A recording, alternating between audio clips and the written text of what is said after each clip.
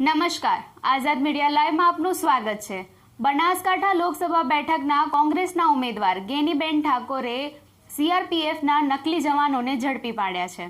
કોંગ્રેસના ઉમેદવાર ગેનીબેન ઠાકોર મતદાન મથકની મુલાકાતે પહોંચ્યા હતા, જ્યાં કોંગ્રેસ ઉમેદવાર ગેનીબેન ઠાકોરે નકલી સીઆરપીએફને પકડી પાડ્યા છે।